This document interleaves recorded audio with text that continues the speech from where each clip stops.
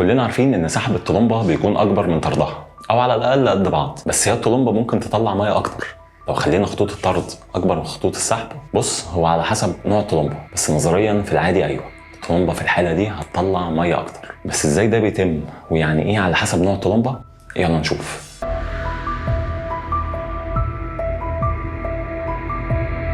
في عندنا نوع او عيله من المضخات اسمها بوزيتيف ديسبيسمنت بامبس او طلمبات الازاحه الموجبه، زي مثلا جير بامبس وبيستون بامبس. الطلمبات دي عند سرعه معينه هتديك تصرف ثابت. في الحاله دي مقاس خط الطرد مش هيأثر على التصرف.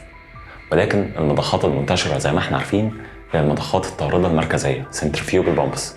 في المضخات دي الانخفاض الكلي اللي بيحصل للضغط مهم وليه تأثيره. كل ما الضغط المطلوب يزيد فده معناه ان الطلمبة محتاجة تشتغل اكتر وكفاءتها هتقل. مين هنا ليه دور في القصة دي؟ فواقد الاحتكاك فريكشن لوسز في خط الطرد. وبالتالي لو زودنا مقاس مواسير الطرد الفواقد هتقل، وبالتبعية هيحصل زيادة في التصرف، طبعا حسب قدرة البمب.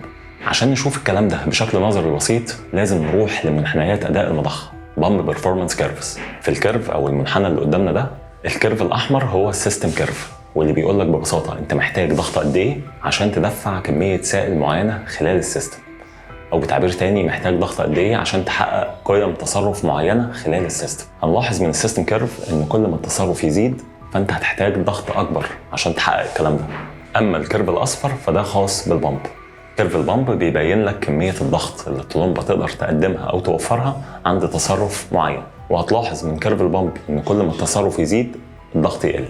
يبقى كده معانا واحد تصرفه يزيد ضغطه يزيد، واحد تاني تصرفه يزيد ضغطه يقل. الاتنين بيعندوا بعض، الخلاف بيتحل بينهم لما بيوصلوا لنقطة اتزان، نقطة الطلمبة تقدر تشتغل عندها. الكلام ده بيحصل عند نقطة تقاطع السيستم كيرف مع كيرف البمب. هي دي نقطة الاتزان، نقطة التشغيل، ديوتي بوينت. لو كبرت مواسير الطرد الكيرف الأحمر اللي هو السيستم كيرف هينزل تحت، يعني الضغط المطلوب عشان تحقق تصرف معين بقى أقل، قيمته قلت. لما السيستم كيرف ينزل تحت نقطة التشغيل هتحصل لها ايه؟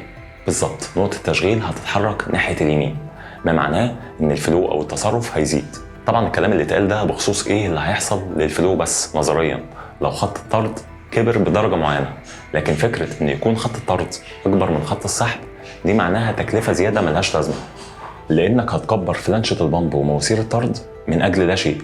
بالعكس ده هيجيب نتيجه سلبيه. والمشكله اللي هتقابلك كمان لو خط السحب نفسه صغير مقارنه بخط الطرد وبالبمب ان الفواقد في خط السحب هتزيد، لان العلاقه بين قطر الماسوره والفواقد عكسيه. لما خط السحب يصغر الفواقد تزيد، وهنا هتحصل ظاهره مش لطيفه للمضخه، ظاهره اول حرف في اسمها هو ثالث حرف في الابجديه، سواء هتقراها عربي او انجليزي. طبعا كلكم عارفين هي ايه، اكتبوها بقى في التعليقات. سلام.